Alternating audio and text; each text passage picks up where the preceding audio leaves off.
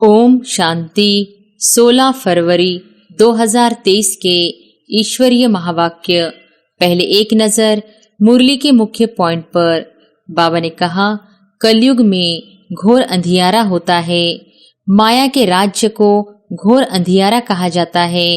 बाप कहते हैं, भारत का बड़े से बड़ा दुश्मन भी माया रूपी 5 विकार है। मुसलमानों व क्रिश्चियन ने भारत को कंगाल बनाया नहीं, सबके सुख शांति का देवाला इसी रावण ने निकाला है। यह बात कोई नहीं जानते हैं। भारत खंड है सचखंड, जहाँ बाप आकर देवी देवता धर्म में ट्रांसफर करते हैं। यह तुम जानते हो। पहले 7 रोज भट्टी में रख शूद्र से ब्राह्मण बनाना पड़ता है। और फिर बाबा ने कहा, बहादुर वह जो दोनों इकट्ठे रहो और बीच में ज्ञान योग की तलवार हो। ऐसे एक कहानी भी है कि उसने कहा कि घड़ा भला सिर पर रखो, भला मन में संकल्प आते हो, परंतु कर्मेंद्रियों से विकर्म कभी नहीं करना। कोई से फालतू माथा नहीं मारना चाहिए। पात्र जिज्ञासु होगा वह तो अकेला आकर प्रेम से समझेगा।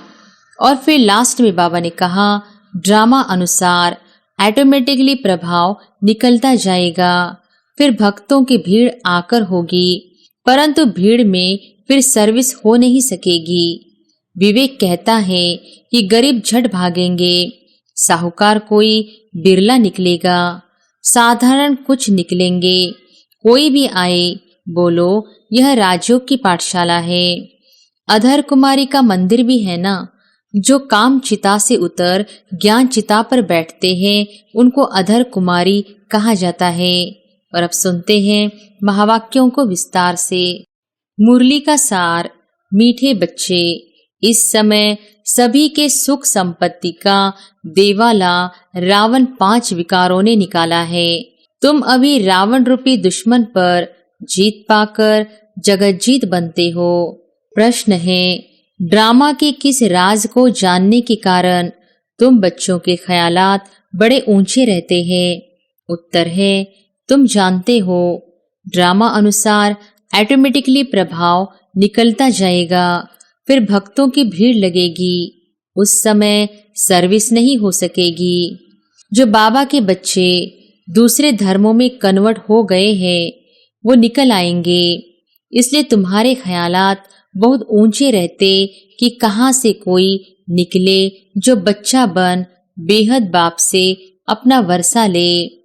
तुम्हें यह ख्याल नहीं रहता कि कोई निकले जो पैसा दे, लेकिन शिव बाबा पढ़ाते हैं यह निश्चय बैठे और बाबा से वर्षा लेने के लिए भागे। गीत है, ले लो दुआएं माँ बाप की, सिर से उतरेगी गठड़ी पाप की। ओम शांति।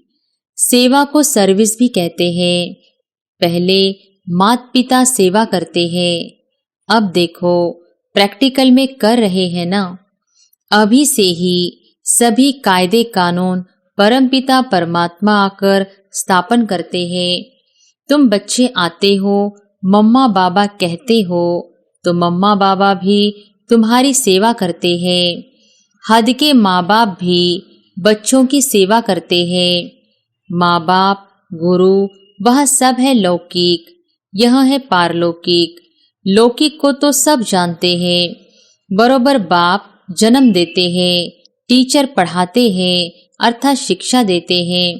फिर वानप्रस्थ अवस्था में गुरु किया जाता है। यह रस्म रिवाज कब से शुरू हुई? अभी से ही यह आरंभ होती है। इस समय ही सद्गुरु आते हैं, समझाते हैं, मैं तुम्हारा बाप भी हूँ, टीचर भी हूँ, सद्गुरु भी हूँ। बाप के तो बच्चे बने हो, टीचर रूप में इनसे शिक्षा पा रहे हो। अंत में सद्गुरु बन तुमको सचखंड में ले जाएंगे। तीनों काम प्रैक्टिकल में करते हैं। तुम बच्चे माता पिता कहते हो तो बाप भी स्वीकार करते हैं। यह तो जानते हैं सभी बच्चे एक समान सपूत नहीं हो सकते हैं। यहाँ भी बेहद का बाप कहते हैं सब बच्चे सपूत नहीं हैं। यह तो तुम भी जानते हो। अभी है रावण राज्य। यह कोई विद्वान पंडित आदि नहीं जानते हैं। जब कोई आते हैं तो पहले तो उनसे पूछना है तुम क्या चाहते हो। फिर कोई शांति चाहते हैं, इसलिए गुरु ढूंढते हैं। सतयुग में तो कोई गुरु आदि नहीं ढूंढते, क्योंकि वह दुखी नहीं है, वहां कोई अप्राप्त वस्तु नहीं है। यहाँ तो कोई न कोई वस्तु की लालसा रख गुरु के पास जाते हैं। कोई का सुनेंगे कि उनकी मनोकामना पूरी हुई तो खुद भी उनके पिछाड़ी में जाएंगे। सन्यासी पवित्र बनते हैं तो उन्हों की महिमा तो बढ़नी ही है। बहुत शिष्य बन जाते हैं। विवेक भी कहता है जो पवित्र बनते हैं उनकी महिमा जरूर बाप को करानी है। तुम पवित्र बनते हो तो तुम्हारी कितनी महिमा होती है। तुम्हारे द्वारा मनुष्यों का 21 जन्मों के लिए कल्याण हो जाता है। सर्व मनोकामनाएं 21 जन्मों के लिए पूरी हो जाती है। यह भी तुम जानते हो। दुनिया में यह भी कोई नहीं जानते हैं कि परमात्मा कब आते हैं। जगदम्बा कौन है, जिस द्वारा हमारी सभी मनोकामनाएं पूरी हो जाती है। अब सब घोर अंधियारे में है, यथा राजा रानी तथा प्रजा। पहले हम अंधियारा होता है, पहले कम अंधियारा होता है, फिर कलयुग में घोर अंधियारा होता है। माया के राज्य को घोर अंधियारा कहा जाता है। बाप कहते हैं भारत का बड़े से बड़ा दुश्मन भी माया रूपी 5 विकार है। तुम जानते हो इस माया रावण ने सीताओं को हरण किया, अर्थात अपने जंजीरों में कैद किया। बाप आते हैं इस बड़े बड़े दुश्मन से लिबरेट करने। यह भी कोई को पता नहीं कि भारत जो इतना मालामाल था, इनको इतना कंगाल किसने बनाया। वही रावण बड़ा दुश्मन है। इनकी प्रवेशता के कारण भारत का यह हाल हो गया है। कहा जाता है ना, तुम्हारे में क्रोध का भूत है। परंतु मनुष्य समझते नहीं है कि 5 विकारों को भूत कहा जाता है। यह भूत अर्थात रावण ही सबसे बड़ा दुश्मन है। ऐसे नहीं कि मुसलमानों व क्रिश्चियन ने भारत को कंगाल बनाया, नहीं, सबके सुख संपत्ति का देवाला इसी रावण ने निकाला है। यह बात कोई नहीं जानते हैं। अब सन्यास धर्म को 150 वर्ष हुए हैं। उन्हों की संख्या बहुत वृद्धि को पाई है। वृद्धि को पाते पाते अभी आकर जड़जड़ीभूत अवस्था को पहुँचे हैं। तुम्हारा तो अब सतोप्रधान नया झाड़ है। तुम अभी रावण के साथ युद्ध कर रहे हो। गीता में रावण का नाम नहीं है। उन्होंने फिर हिंसक युद्ध दिखा दी है। बाप कहते हैं तुम इन 5 विकार रूपी रावण पर जीत पाने से जगज्जीत बनेंगे। अन्य सभी धर्मों को तो वापस जाना है। सतयुग में तो होगा ही एक धर्म एक राज्य। सो जिन्होंने कलप पहले लिया था, जो सूर्यवंशी बने थे, वही सतोप्रधान नंबर 1 राज्य करेंगे। सतयुग में था ही एक धर्म, फिर पुनर्जन्म लेते लेते अभी तो बहुत वृद्धि हो गई है। जैसे अन्य धर्मों में भी अनेक प्रकार की वृद्धि हो गई है, वैसे इसमें भी ब्रह्म समाजी, आर्य समाजी, सन्यासी आदि कितने हैं। वंडर है तो सभी भारतवासी एक आदि सनातन देवी देवता धर्म के ना। सीजरा तो ऊपर से वही चला आता है ना। भारत खंड है सचखंड, जहाँ बाप आकर देवी देवता धर्म में ट्रांसफर करते हैं। यह तुम जानते हो। पहले 7 रोज भट्टी में रख शूद्र से ब्राह्मण बनाना पड़ता है। सन्यासियों को तो वैराग्य आता है तो जंगल में चले जाते हैं। उन्हों का रास्ता ही अलग है, घर बार छोड़ जाते हैं। उन्हों को कोई तकलीफ नहीं है। हाँ, मनसा में तो संकल्प आएंगे, काम विकार से तो छूट ही जाते हैं। बाकी क्रोध आता है। उनमें भी नंबरवार तो होते हैं ना, कोई उत्तम, कोई मध्यम, कोई कनिष्ठ, कोई तो एकदम डर्टी भी होते हैं। सतयुग में भी भला सुखी तो सब होते हैं, परंतु नंबरवार मर्तबा तो है ना। सूर्यवंशी राजा रानी प्रजा, चंद्रवंशी राजा रानी प्रजा, उत्तम, मध्यम, कनिष्ठ तो होते हैं। यह सभी धर्मों में होते हैं। तो बाप सभी राज बैठ समझाते हैं। इस मार्ग में डिफिकल्टी बहुत है, सन्यास मार्ग में इतनी नहीं है। उन्हों को तो वैराग्य आया, सन्यास लिया, खलास।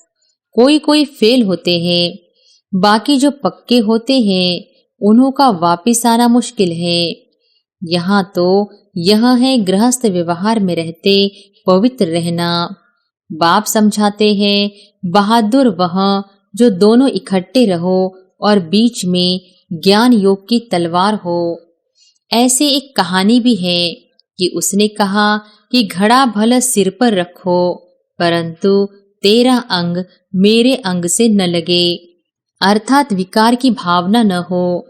उन्होंने फिर शरीर समझ लिया है। बात सारी विकार की है, अर्थात नंगन नहीं होना है, काम अग्नि में जलना नहीं है। बड़ी मंजिल है तो प्राप्ति भी बहुत बड़ी है। सन्यासी पवित्र बनते हैं तो उन्हों को भी कितनी प्राप्ति है। बड़े बड़े महामंडलेश्वर बन बैठे हैं, महलों में रहते हैं। बहुत लोग जाकर पैसा रखते हैं, चरण धोकर पीते हैं, बहुत महिमा होती है। परंतु नंबर 1 महिमा है ईश्वर की, वही स्वर्ग का रचयिता है। वहां माया का नाम निशान नहीं रहता। सन्यासी भी यह नहीं समझते कि माया 5 विकार है, सिर्फ पवित्र रहते हैं। उन्हों का ड्रामा में यही पार्ट है। उन्हों का है ही हठयोग सन्यास, तुम्हारा है राजयोग सन्यास। वह राजयोग तो सिखला न सके। वह है शंकराचार्य, यह है शिवाचार्य। तुम भी परिचय देते हो, हमको भगवान आकर पढ़ाते हैं। वह तो जरूर स्वर्ग का मालिक बनाएगा, नरक का तो नहीं बनाएंगे। वह रचता ही स्वर्ग का है। तो गृहस्थ में रहकर पवित्र रहना, इसमें ही मेहनत है। कन्याओं की शादी बिगड़ रहने नहीं देते, कन्याओं को शादी बिगड़ रहने नहीं देते हैं। आगे विकार के लिए शादी करते थे, अब विकारी शादी कैंसिल कर ज्ञान चिता पर बैठ पवित्र जोड़ा बनते हैं। तो अपनी जांच करनी होती है कि माया कहाँ चलायमान तो नहीं करती है, मन में तूफान तो नहीं आते हैं। भला मन में संकल्प आते हो, परंतु कर्मेंद्रियों से विकर्म कभी नहीं करना। भाई बहन समझने से, ज्ञान चिता पर रहने से काम अग्नि नहीं लगेगी। अगर आग लगी तो अधोगति को पा लेंगे। यूं तो सारी दुनिया भाई बहन है, परंतु जब बाप आते हैं तो हम उनके बनते हैं। अभी तुम प्रैक्टिकल में ब्रह्मामुख वंशावली हो। तुम्हारा यादगार भी यहाँ है। अधर कुमारी का मंदिर भी है ना। जो काम चिता से उतरकर ज्ञान चिता पर बैठते हैं उनको अधर कुमारी कहा जाता है। तुम सन्यासियों को भी समझा सकते हो। बाकी कोई से फालतू माथा नहीं मारना चाहिए। पात्र जिज्ञासु होगा, वह तो अकेला आकर प्रेम से समझेगा। कई हंसी उड़ाने के लिए भी आते हैं, इसलिए नब्ज देख ऐसी दवाई देनी चाहिए। बाप ने कहा है पात्र को दान देना है। आजकल दुनिया बहुत खराब है। सन्यासी लोग तो कफनी पहन लेते हैं और जाकर अलग रहते हैं।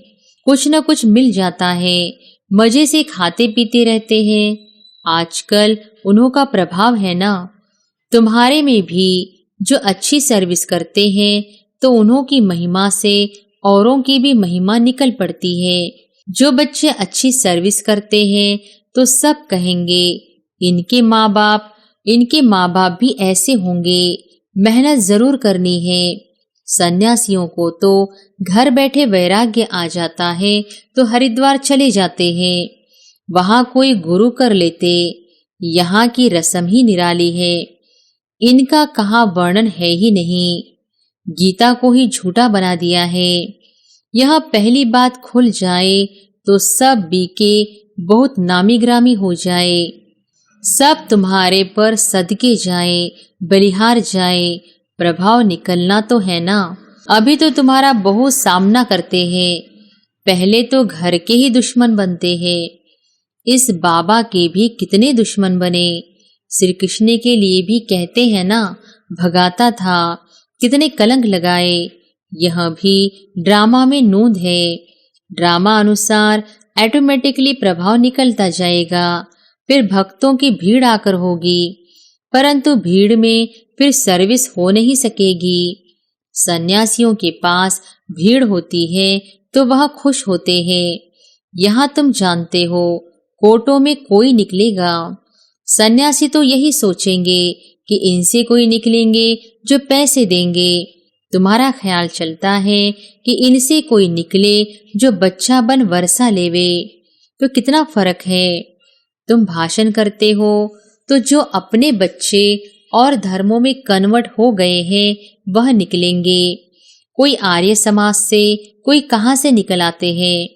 तो जब फिर लोग सुनते हैं यह हमारे धर्म का ब्रह्मा कुमारियों के पास भाग गया है, तो समझते हैं हमारी नाक कट गई। इसमें समझाने की बड़ी युक्ति चाहिए। पहले तो बाप का परिचय देना है। भले कोई लिखकर भी देते हैं, बरोबर शिव बाबा पढ़ाते हैं, परंतु उसमें खुश नहीं होना है। निश्चय बिल्कुल नहीं बैठा है। भले कई बच्चे पत्र भी लिखते हैं, परंतु बाबा लिख देते हैं, तुमको निश्चय बिल्कुल नहीं है।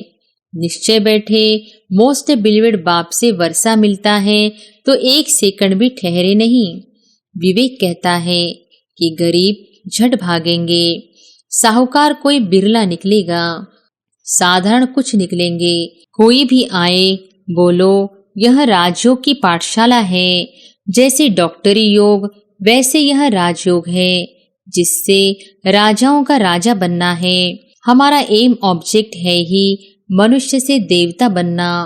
अच्छा, बाप दादा का मीठे मीठे सिकिलधे बच्चों प्रति नंबरवार पुरुषार्थ अनुसार याद प्यार दिल पर वह चढ़ते हैं जो पुरुषार्थ कर आप समान बनाते हैं। बाकी बाप सभी को प्यार तो करेंगे ही। अच्छा, रूहानी बाप की रूहानी बच्चों को नमस्ते। धारणा के लिए मुख्य सार। पहली पॉइंट, कर्मेंद्रियों से कोई भी विकर्म नहीं करना है। ज्ञान और योग बल से मन के तूफानों पर विजय प्राप्त करनी है। दूसरी पॉइंट, सेवा ऐसी करनी है जिससे माता पिता का नाम बाला हो, सबकी दुआएं मिलती रहे। वरदान है अपने अनादि स्वरूप में स्थित रहे, सर्व समस्याओं का हल करने वाले एकांतवासी भव। अपने अनादि स्वरूप में स्थित रहे, सर्व समस्याओं का हल करने वाले एकांतवासी भव। आत्मा का स्वधर्म, सुकर्म, स्वस्वरूप और स्वदेश शांत है। संगम युग की विशेष शक्ति साइलेंस की शक्ति है। आपका अनादि लक्षण है शांत स्वरूप रहना और सर्व को शांति देना। इसी साइलेंस की शक्ति में विश्व की सर्व समस्याओं का हल समाया हुआ है। शांत स्वरूप आत्मा एकांतवासी होने के कारण सदा एकाग्र रहती है और एकाग्रता से परखने व निर्णय करने की शक्ति प्राप्त होती है, जो व्यवहार व परमार्थ दोनों की सर्व समस्याओं का सहज समाधान है। स्लोगन है, अपनी दृष्टि, वृत्ति और स्मृति की शक्ति से शांति का अनुभव कराना ही महादानी बनना है। अच्छा, ओम शांति।